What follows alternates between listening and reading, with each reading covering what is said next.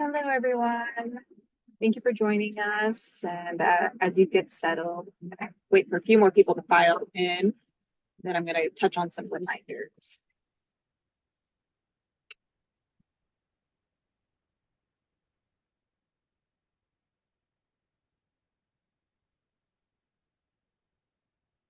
All right, so please use the Q&A section for any questions today. Remember to be constructive in any of the questions or comments to the presenters and to one another to ensure we have a session that is productive. Also, AIA California will submit one AIA learning unit for all those who complete this session live.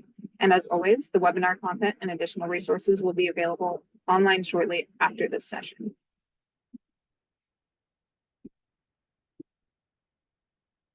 Today's webinar will provide a better understanding of the Common Application, its process within awards, and how it affects different project types. It qualifies for one AIA learning unit for those watching live, which AIA California will report for you once you have finished the session in full. Now, I would quickly like to introduce our wonderful presenters. Katie Ackerley is Principal and Sustainable Design Director at David Baker Architects, an award-winning architecture firm known for elevating the design of multifamily housing. Katie came to architecture from a background in building science and energy efficient policy and holds both a master's of architecture and a graduate degree in building science from UC Berkeley, including studies with the Center for the Built Environment. With David Baker Architects and beyond, she works to expand understanding, tools, partnerships, and the best practices that advance climate responsive housing and the support thriving communities. She is the chair for the AIA California Common Application Review Jury. And then we have Ben Welty. He is the Senior Associate and Sustainability Manager at Feldman Architecture. Prior to joining Feldman Architecture in 2014, Ben earned a Bachelor's of Arts in Architecture from Clemson University and received a Master of Architecture degree from the University of Kansas. He's a licensed architect in the state of California, and he has a passion for creating intimate, sustainable spaces that are grounded in an attention to detail and attuned to the site. Ben balances creativity with the need of the client and his thoughtful design solutions and project management, and is committed to developing strong relationships with clients through open and clear communications. And he is also one of our wonderful Common Application jurors. Now on to today's presentation. Welcome, Katie and Ben. Thank you guys so much for being here today. I will let you guys take it away. Hi, sorry, I'm having some technical difficulties. So as I try to get my screen share back online, happy to welcome everybody here. Like Ashley said, I'm a principal at David Baker Architects. I've been on the Common App Review Committee for about four years or something like that. And Ben has also been on that committee for a while. In the last year or so, I also had the opportunity to advise on some changes to the Common App at AIA National, sort of in their kind of regular review and revision cycle. And so I'm happy to present some of those changes, and I hope that they are beneficial to everybody using the forum.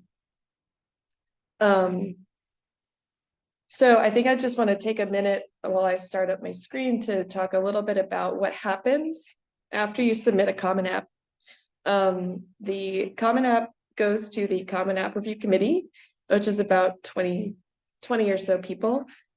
Each Common App is reviewed by 3 different committee members that score that Common App on a scale of 1 to 5.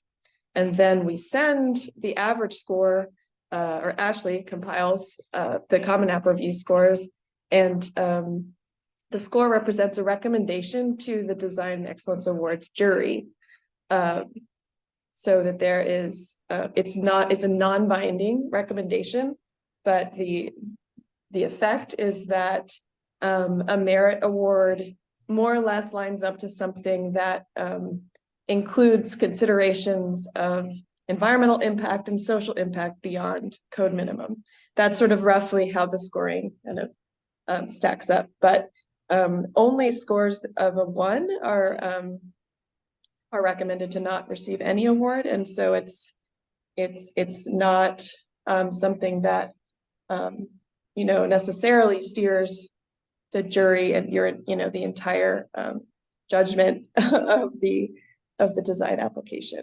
I would think of it as your opportunity to present evidence of the kind of stories that your design represents. And so what we're looking for as Common App reviewers is really just the kind of the details about, what kind of really happened on the job, what were some of the lessons learned, what systems are being used, and what are some data that support either the predicted or actual performance of the building in the different categories of the framework for design excellence. Ben, did you have anything to add? No, well, I mean, a little bit, I guess. Like you said, I've been doing this, the review for a few years and was just introduced to the Common App about, I don't know, I guess 4 years ago or so. And I think initially I had the same reaction that most people will seeing it for the first time. It can look intimidating with all the calculations and the metrics and the information you need to put in and all the narratives. And I think in part, at first for us, it was because we were being very reactive to it, right? We were trying to fill this thing out after, a design had been done and a project had been built. But, moving forward, the way we do things now is we try to be proactive with it and looking at the Common App, looking at the categories in the design phase and seeing how our design can address, several of the different areas. So actually, I'm now going to try to sign back on my computer. Should I not sign on as a panelist? Why don't I just screen share if that's okay with you? Would that be all right? Or sure. I think that should work fine. I can follow along and point out what the differences are. I think one thing I was hoping to do is demonstrate some of how the calculations, kind of auto-populate. oh, then you know what? Why don't Ben and I go over this very first portion while you exit and come back? Okay, I'll try that. Okay. Be right back.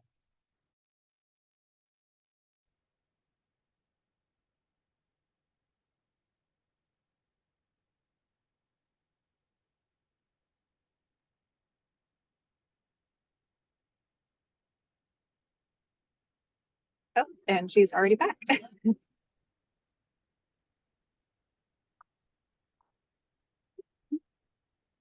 Okay.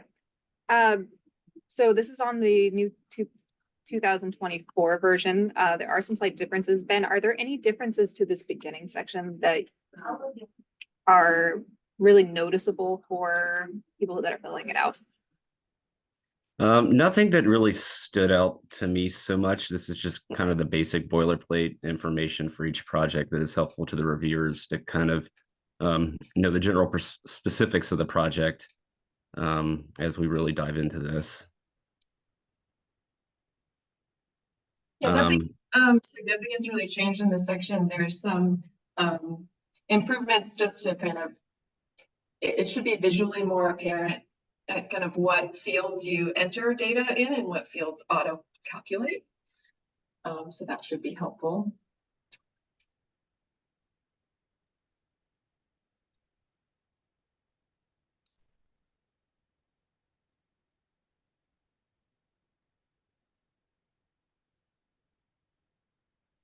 And I think so as we walk through, we'll just walk through each section and give just a reminder about the intent of each section, changes that were made, and some common errors and things to keep in mind. And then Ben has a perspective from someone who does a lot of single family design. I think if you are one of these people that works on single family or other sort of special projects like bridges or things, and you look at this Common App and you're like, this stuff doesn't apply to me, will hopefully give you some comfort of like what you can kind of relax about and what you really have to fill in. So the first section, design for integration, is unchanged. To remind people of the intent, the idea of integration is that for all of the ambitions of your project, they come together as a cohesive whole. So this is your opportunity to explain how, as brilliant designers, the project achieves that. We as Common App reviewers pay special attention to the statement of design excellence. That is a really great snapshot for us of like, okay, what is this project about? What are its sort of big ambitions or claims that we will be kind of looking for evidence of?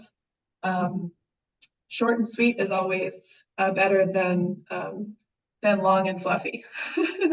That'll be a theme throughout this. Did you have anything to add, Ben? Yeah, I think you hit on it with your last point there. This is a really good way for us as the reviewers to get our heads into the project. It's generally the first thing that I read before I start going through the project visuals and through the rest of the spreadsheet here. But we do have a lot of projects to go through. We have a lot to read through. So yes, try to limit the fluff as much as possible. All of the Common App reviewers are pretty well versed in this and sustainable design strategies and stuff. So we know when we're seeing things that people are just kind of throwing in there to add more words. So do, be thoughtful and precise in the way that you're describing the project and how it goes above and beyond maybe what a typical project would. That's a great way to put it. Measure 2, equitable communities. This is one of the 2 sections that has seen the most change from last year. If we kind of squint, if you put them side by side, you'll see,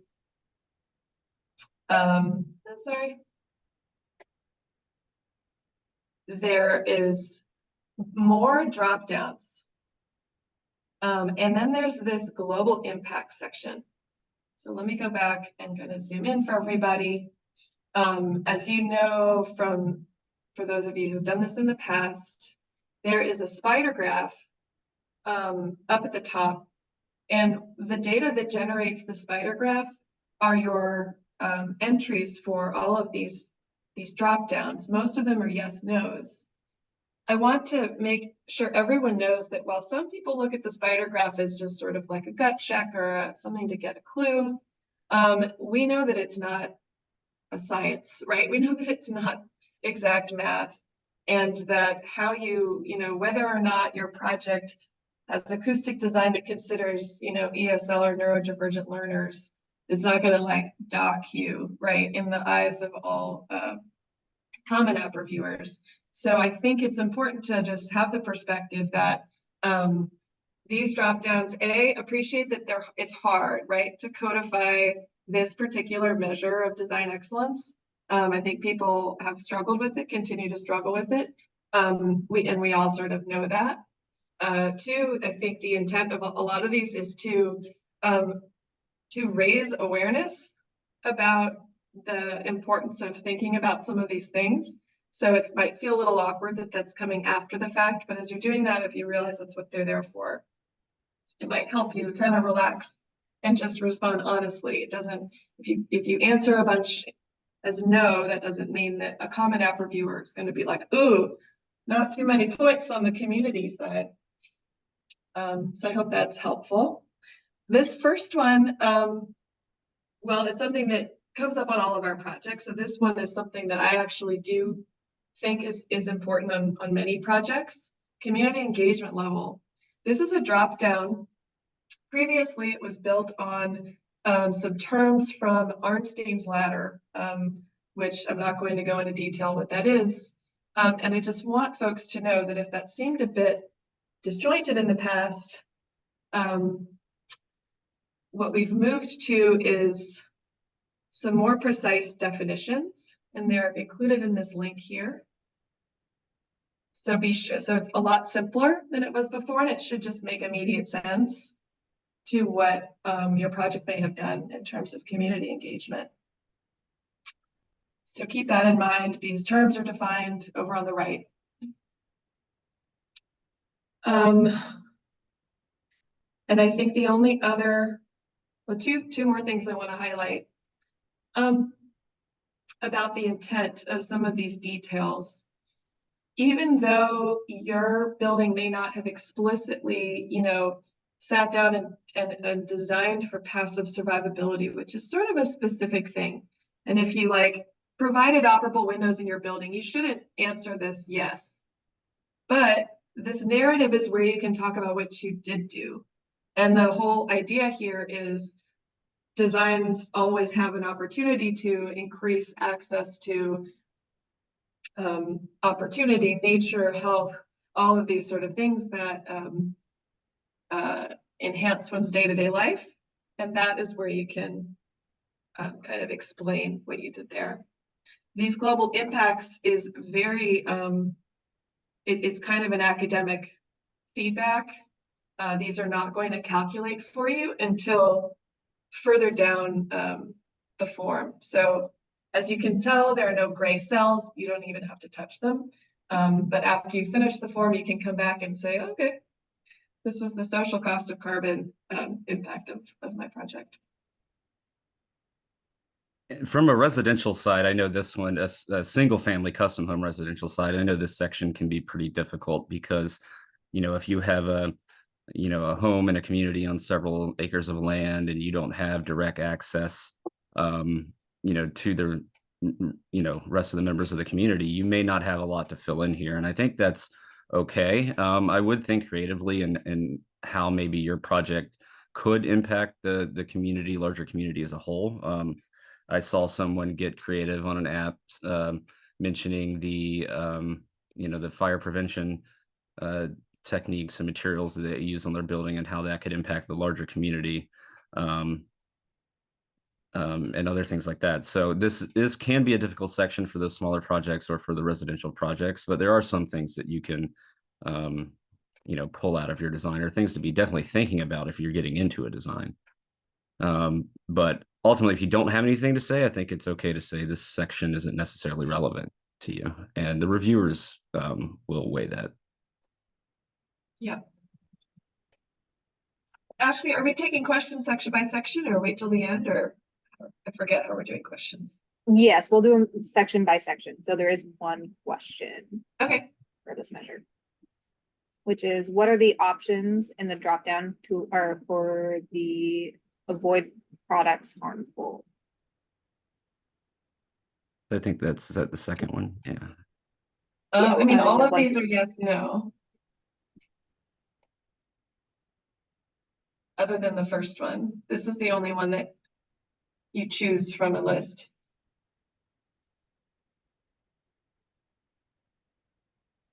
Does that answer the question?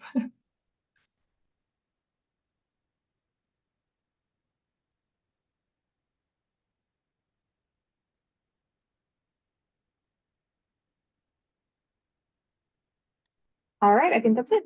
We can move Okay. on to the next one. Ecosystems has stayed relatively the same.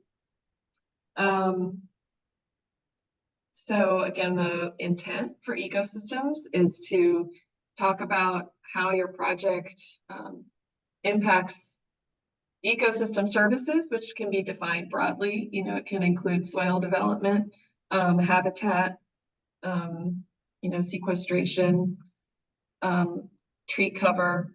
So there's, like social equity, a few kind of key ones that come up on a lot of projects. And, I think the idea is most projects should be thinking about these things.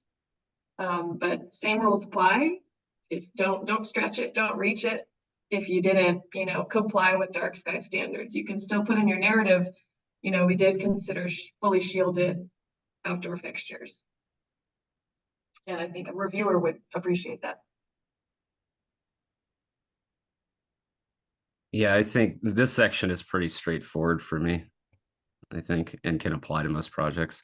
I think an interiors project maybe is one of those that would fall into the category of, put maybe does not apply here, because unless you're doing something with like an outdoor patio or courtyard or something where you're bringing in vegetation, an interiors project is going to be hard to fit into this one. Ecological impacts from your material selection, which that comment just reminded me of, is typically dealt with more under resources. And so there's a question, what is the geographic definition of native? I would think something not necessarily native to North America, but something native to the local environment. Is that correct, Katie? I actually don't know if there's a standard on that. I think I tend to think of, at least where I work, as Northern California. I would defer to your landscape architect.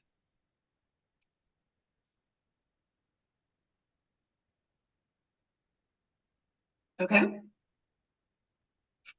Water is another category. There hasn't been a ton of change.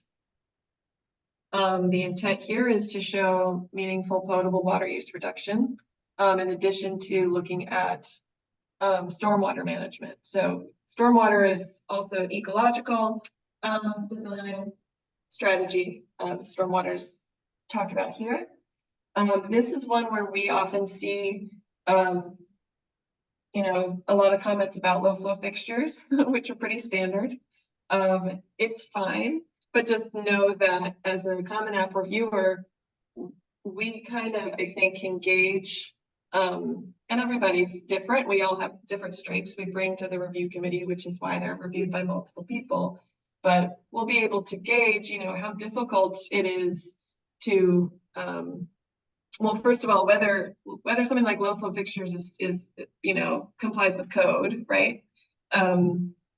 It's sort of a given.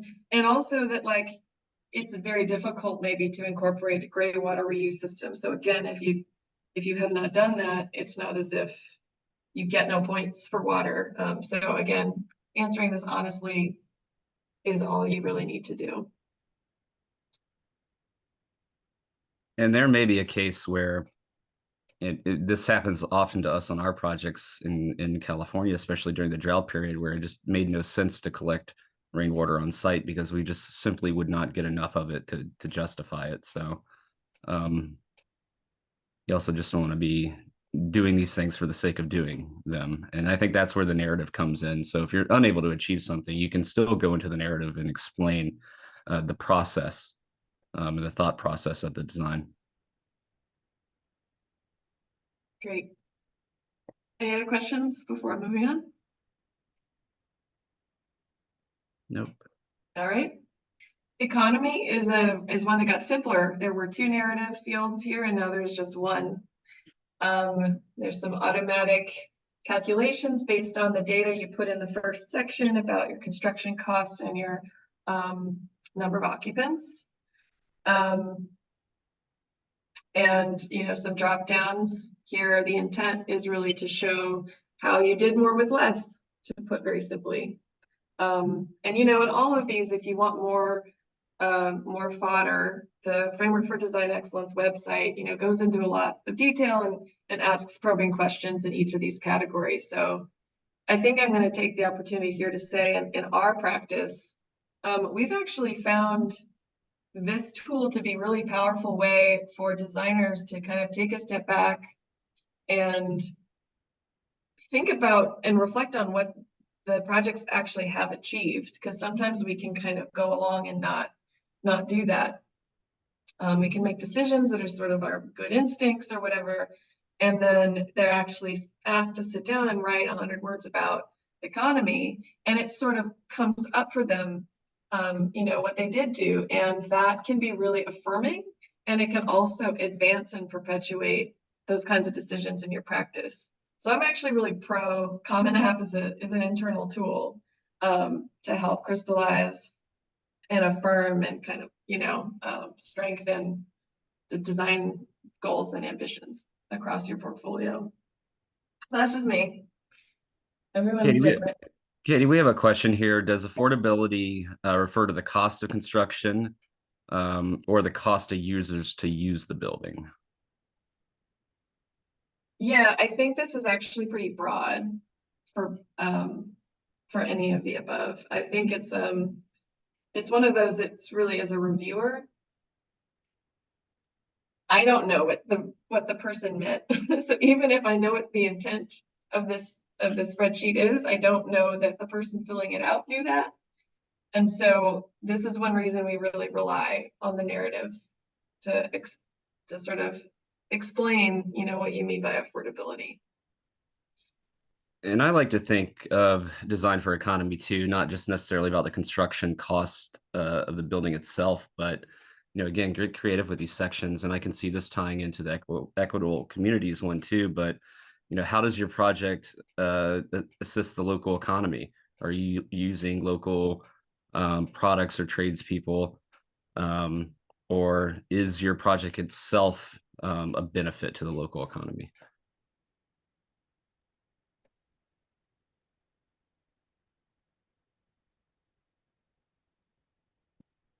All right, energy. This is the second section that's gotten an overhaul this year. In previous years, energy use intensity is the metric that is used by AIA 2030 and 2030 reporting, as well as the Framework for Design Excellence to kind of benchmark energy performance. There's a lot of room for error, let's say, in calculating EUI, selecting your baseline, getting energy model outputs if you do have an energy model that you trust and that you understand, and using the right units. So what the intent of the revision here is to align the data entry very closely with the DDX reporting. If you don't report for 2030, you should, but the DDX is the tool you use to report. And so instead of asking people to take their Title 24 report and do conversions and find your EUI and enter the EUI, we're just asking people to put the amount of predicted energy use in directly into the form, and then EUI is calculated for you. This might delight people, this might frustrate other people. So I think, for instance, this frustrates me because multifamily buildings are still officially given a baseline of around 80, which is really, really high based on the projects that we're working on. And so all of our projects perform extremely well, but I know that it's kind of crap. Anyway, that kind of thing I'm happy to discuss in the energy narrative, right? Like this, let's say it goes in the other direction. The baseline seems too low and you're only getting a 20% improvement, and you have grounds to justify a different baseline or a different way you understand the energy performance. By all means, put it in that narrative. But this is a really great way for the Common App Review Committee to level the playing field when it comes to the different capacities and knowledge levels that people bring to this energy section of the Common App.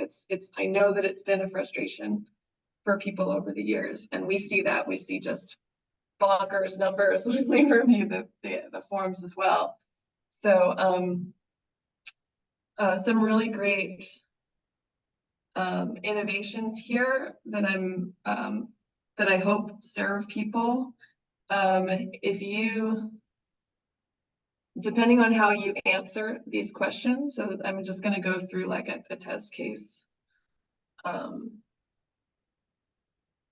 It does also help to go in order so that you can see the conditional formatting, kind of happening in order. For instance, I put in the code and my estimated EUI showed up as an automatic calculation. All of this also depends on having put in the building use, multifamily, and the area up in that first data field. Is the building all electric? Yes. Energy performance was modeled.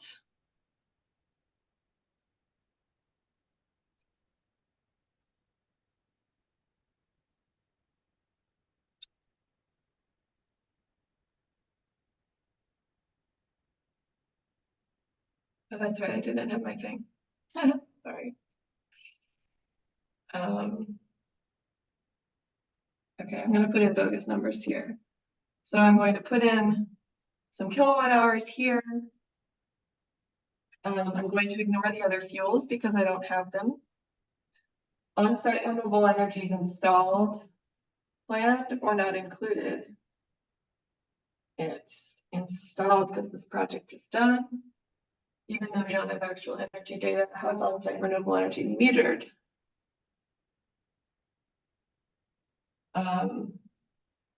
Net metered California. And we're collecting 20,000 kWh.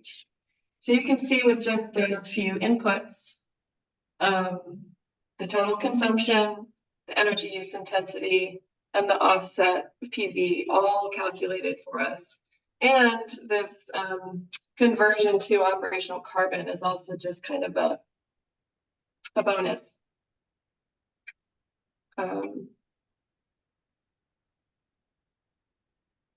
And under global impacts, that social cost of carbon is starting to calculate as well.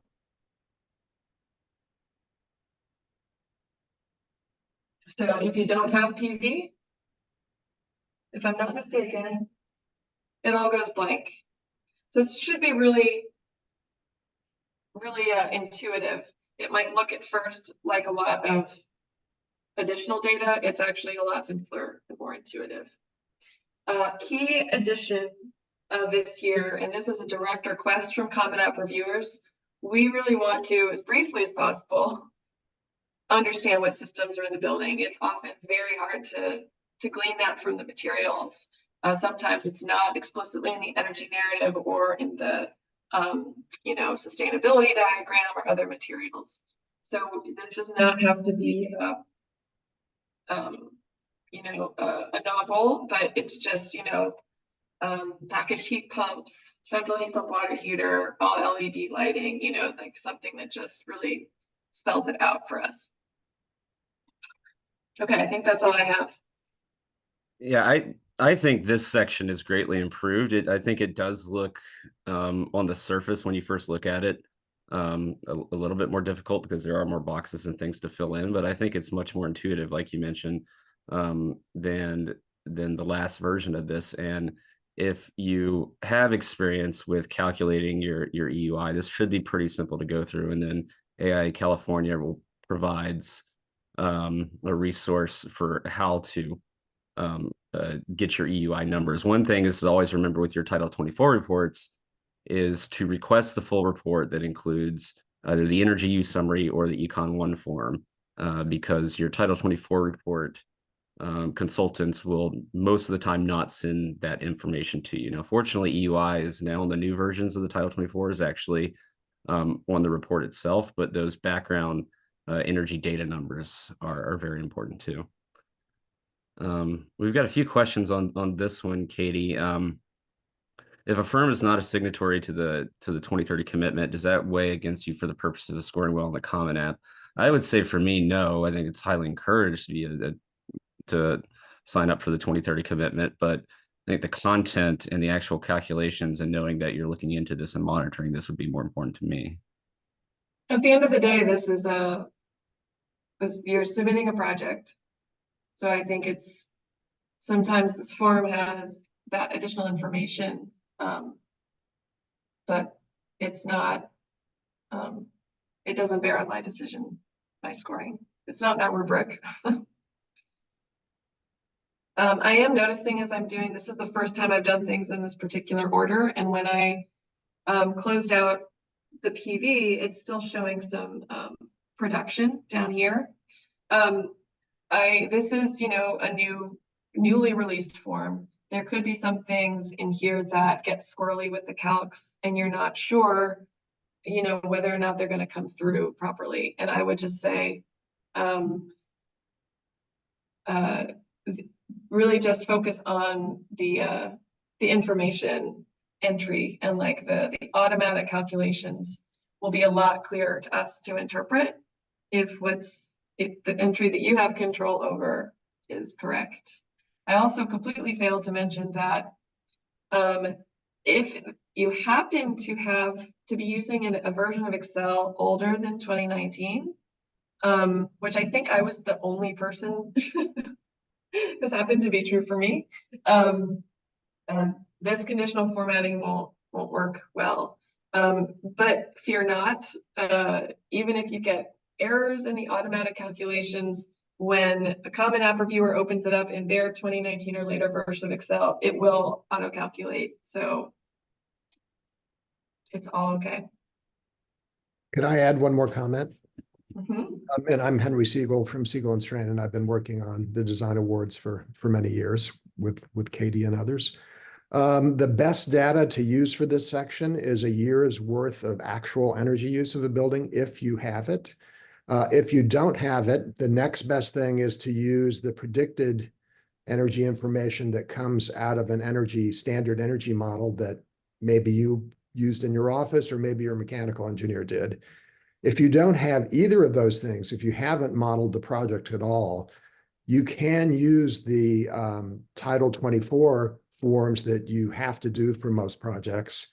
And we have calculators on the website that will help you convert that information for 2013, 16, and 19 Title 24, and then 2022 has that information in there directly if, as Ben said, you ask for the correct forms. And those forms vary a little bit from year to year. So we have instructions of what forms to ask for each year as well. So that's all on the website. And Katie, going back related to one of your comments about having a previous version of Excel, do we know if this form will work with non-Excel programs like Google? Google Sheets is not super fan of Google Sheets. That was true before, and I believe that's still true, or even more true. We have a few more comments on this section. How would this measure apply to an exterior building remodel that does not involve interior building systems? So to me, that sounds just kind of like a building facelift, material changes and stuff like that. It doesn't really get into, lighting and increased energy loads. Yeah, I would say go by I think the nice thing about California project, well, assuming it's a California project, and that's not necessarily the case, but the data that you should be accountable for is what you are required to submit for code compliance. So at the end of the day, if you're uncertain or if there just aren't any energy data, you can explain in the energy narrative that, we focused on these properties of the thermal envelope, as part of this retrofit, but, and it's estimated to, reduce energy use by some percent, but we did not, we're not predicting the energy use of the entire building. That wasn't our scope. Does that seem fair? Yep. A few more. There's Charlie had a good point. Something that we should point out is that a Title 24 calculation is not an energy model. That's something different. So there is a difference between modeled energy and your Title 24 calculations. Yeah, and I don't know if we're doing, it's like the metrics, the compliance metrics at the top of your Title 24 report are not what we're talking about. We're talking about the section of your Title 24 report that should include just an estimate of predicted site use. And so that's further down in your report. Yeah, and it's also important in your Title 24 reports, coming from another question and comment, that you do a thorough review of the report to make sure that the person who did the report has actually included everything within the project. I mean, oftentimes plug loads can be really low or left out. There will be only minimum PV requirements put on there, so you may be actually maybe to your detriment if you're not actually including your entire PV system, and a host of other things. Make sure your R values are correct. Make sure your window U values and SHGC are correct. Do a thorough review of the report. It shouldn't be just taken and you see that you pass for permitting purposes. Do a thorough review to make sure the information is accurate. Most of the time, that's going to help you.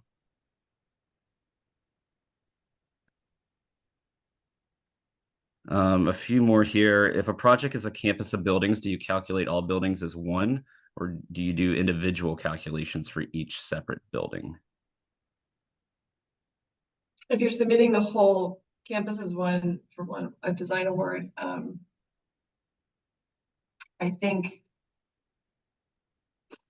you know, you could do it differently in your materials. I think for the purposes of this form, again, it's not going to capture every, you know, the particulars of every type of project. So the way I would probably handle it is as an average or a total.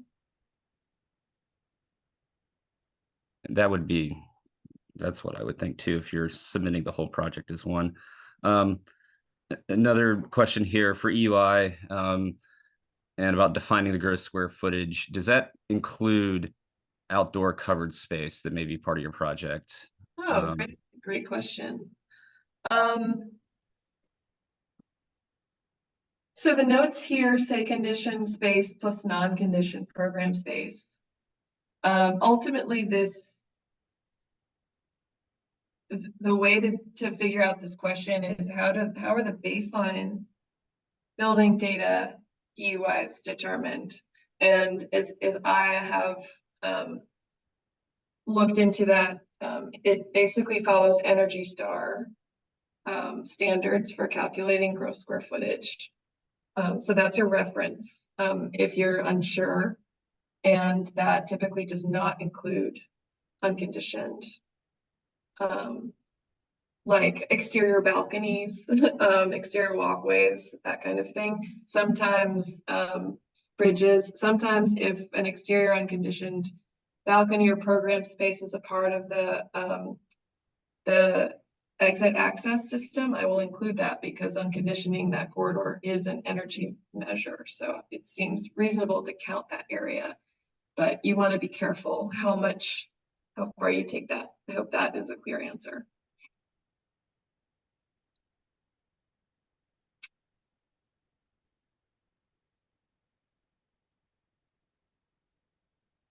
Okay, I think we're good to move on to the next one. Okay.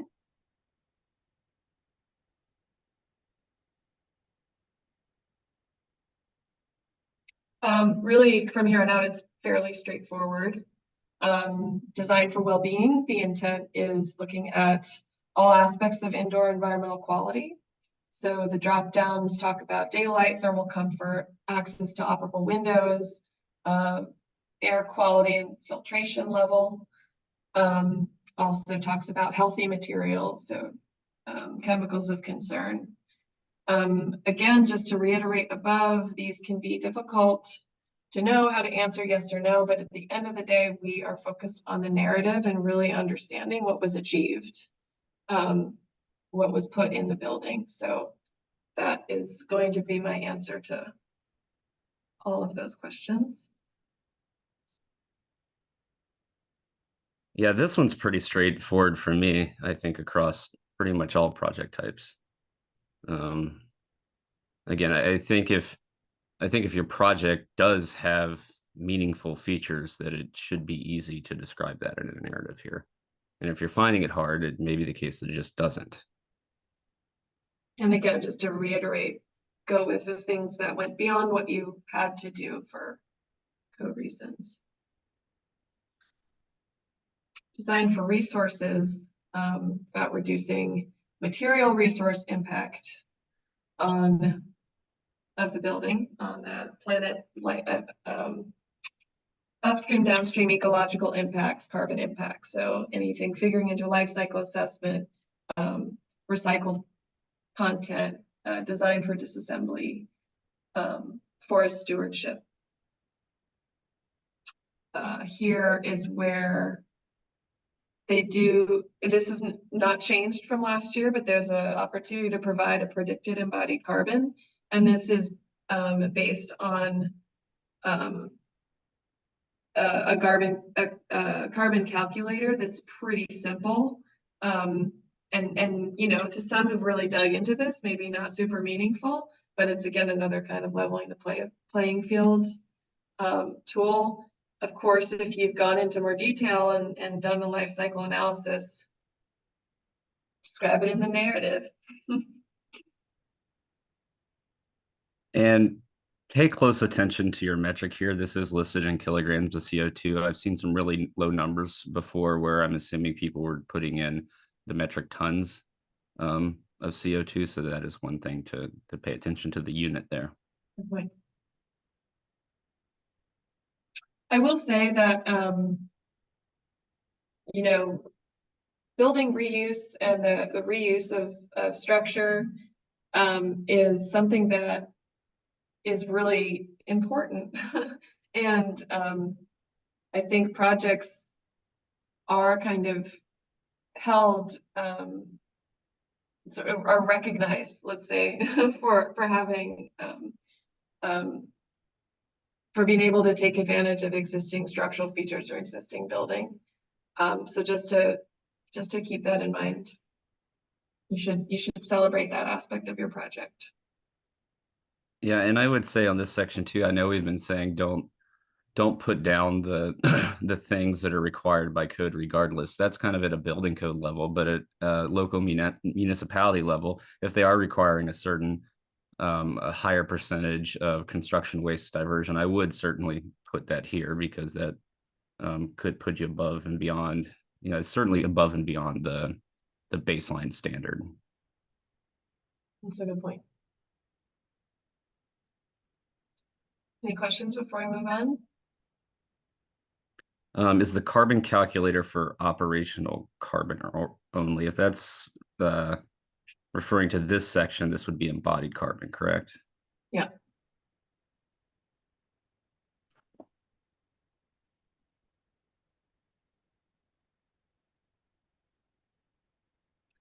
All right, design for change. The intent of this measure is to celebrate all the ways that the design incorporated considerations of the future, future adaptability and resilience to any natural hazards or other events. So that adaptability can be in terms of the environment or the structure and materials. There is again, like kind of a pre-baked idea of what sort of lifespan of the building, if there wasn't a particular one conceived during design, there's sort of a key for what you can assume for different building types. And yeah, prompts about what, you know, this is one of the things that can take a lot of different forms depending on your type of project and how you would interpret designing for future change. Yeah, absolutely. I think the range of responses you'd get here from a single family residence to a multi-rise office building are going to be very different, you know, especially in a urban versus rural setting. Yeah, very similar to the community. You might think that it doesn't apply to your project, but if you think again, there's always some way to think about the relationship of your project to change. Yeah, I think this is one category that still pretty much broadly applies to all project types for the most part.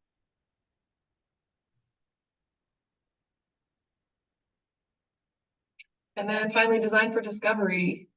This one is all about learning from the project and communicating those lessons. Either that could be within the operation of the building, so informing residents or operators or going back and helping to, you know, retro commission or optimize the building in some way, conducting post-occupancy evaluations. In many cases, I find we are submitting for awards after the building's complete, but before we've conducted post-occupancy evaluation. So I actually really value, even when people talk convincingly about plans to you know, maintain a relationship with the building, follow up with clients, and conduct post-occupancy evaluation, whatever form is planned for that project. I think that's fair game. And this is a great place, and it's in this one here for the narrative to describe maybe a lot of the things that you tried but ultimately didn't succeed at. Yeah. Because even throughout the, the lack of trying for me is the failure part of it. If you do try and you don't succeed, that's not necessarily a failure, because you learn a lot from those processes and they can go on to influence your future projects. So I think it's very important here, to list all of those things that you researched. You gave it a good shot at. Maybe you had high ambitions and you were trying to get living building certification, but ultimately at some point in the process, you realized it was too cumbersome of a process or something like that. But you still learned a lot throughout that it's going to go on to influence your other projects, or still maybe even influence this particular project. So this is a great spot to put down all of those lessons learned type things. Right, so this could be discovery of the people using the building, people operating the building, your own discovery of the outcomes, performance outcomes of that building, or discovery from the design process that carries forward in your practice. All of those are aspects of this. That's a great point.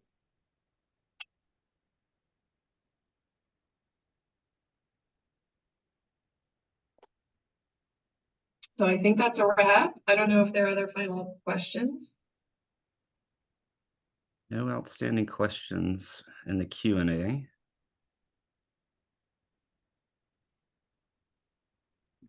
I have a question for you two.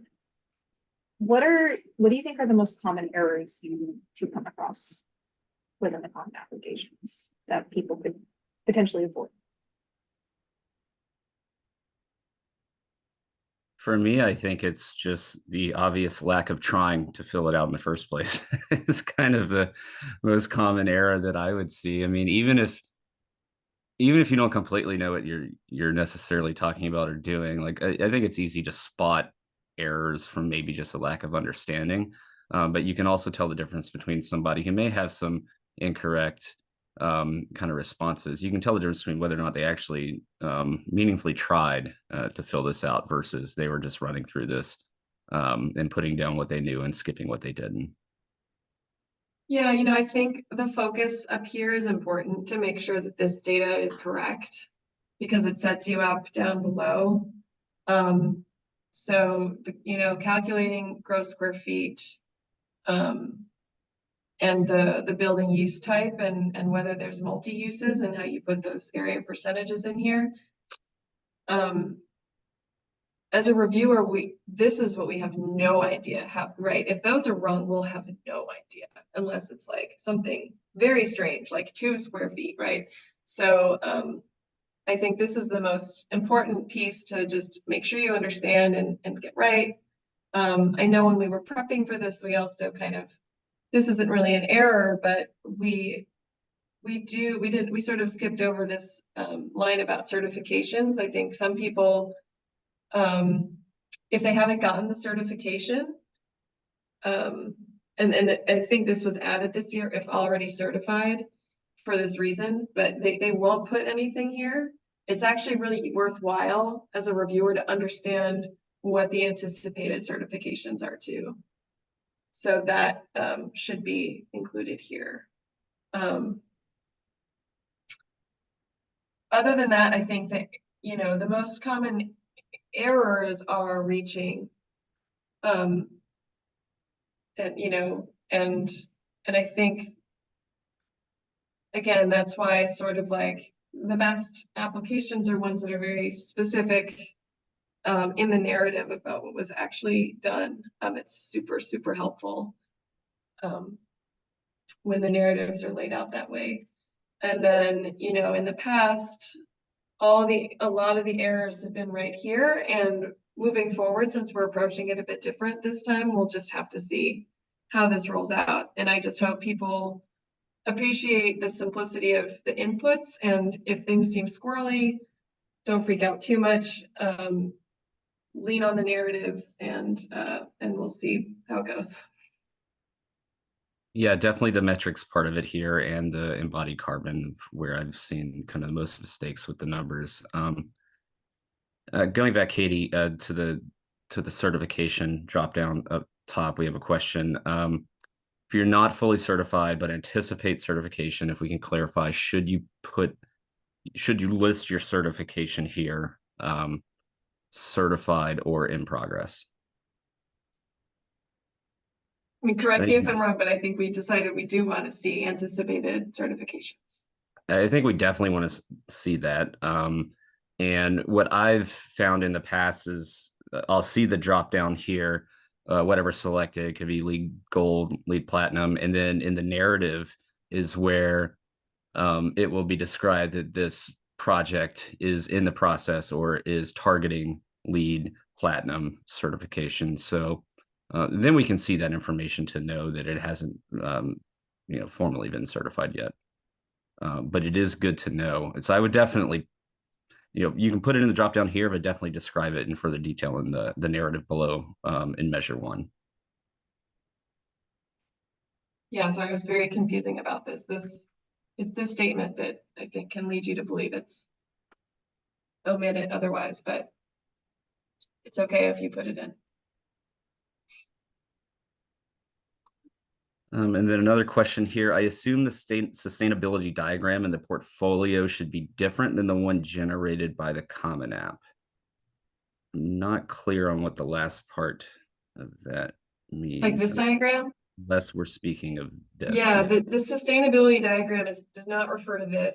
It would be a graphic that you generate that expresses the design ambitions of your building. This is just an auto-generated spider chart from the Common App, but what's required is like an original illustration. And those visual sustainability diagrams that are part of the portfolio, those are super helpful, again, in allowing a reviewer to get up to speed very quickly on a project.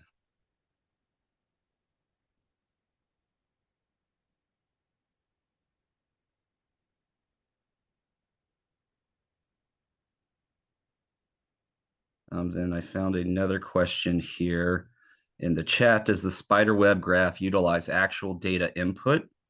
And yes, no questions only.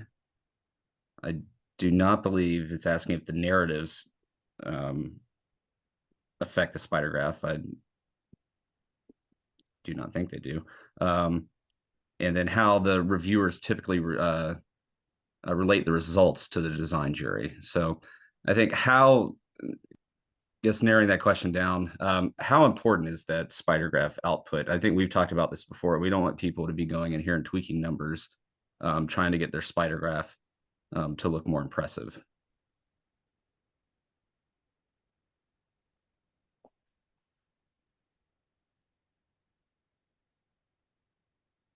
So I went ahead and you always get full points for integration. I answered all of those drop downs in the affirmative, which I think in each case is like a good, yes means better.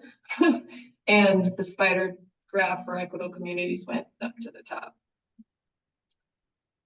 So yeah, those drop downs are direct. It's just like a tally of your drop downs, which is why it's great, but it's not an exact science, and we all know that.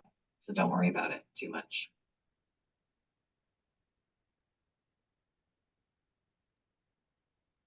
Oh, and then for how the Common App reviewers typically relate the results to the design jury, a huge report is created anonymously from staff that compiles everyone's basically ratings and their comments, and then it's handed over so that when the design jury is going through and looking over each project, they can look at the technical reviewers or the Common App reviewers scoring and their comments as they're doing it.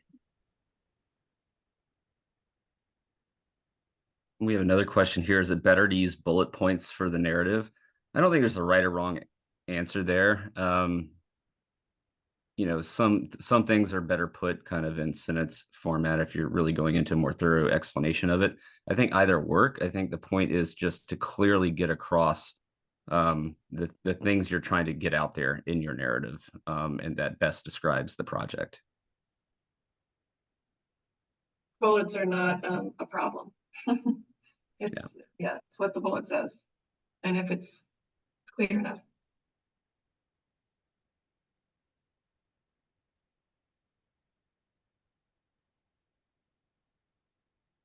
I think, like, let me give an example, actually. If you, for instance, in water, decide to bullet out like features and say like gray water reuse system. And that's it. And it's not clear from a diagram or elsewhere, like, do you have a gray water reuse system? Like that sometimes happens. So I think the erring on a little bit of like detail, you know, like we use wastewater from our showers to double plumb our toilets, you know, like that's like, oh, okay, that it sounds like that actually happened.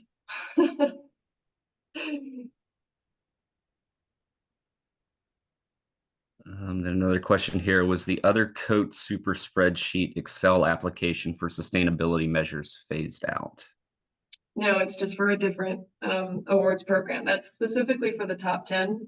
But thanks for bringing that up. I think part of the effort, national in particular, is to align all of these tools so that it's the same type of data. The super spreadsheet might have more than this will ever have, but in terms of how you're inputting energy and understanding your baseline, those types of things should align.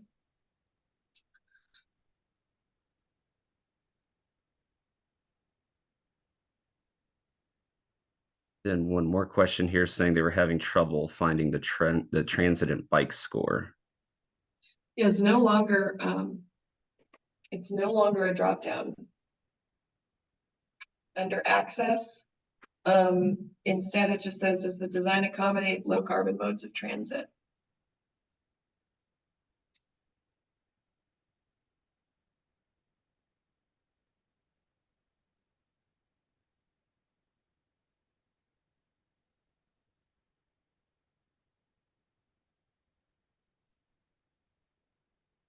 And so just one more follow-up on that last code question. So the other spreadsheet is used for a different set of awards. Are they Sorry. national awards only and not California awards? It's used for the top 10 award only, I'm pretty sure. So the national top 10 award.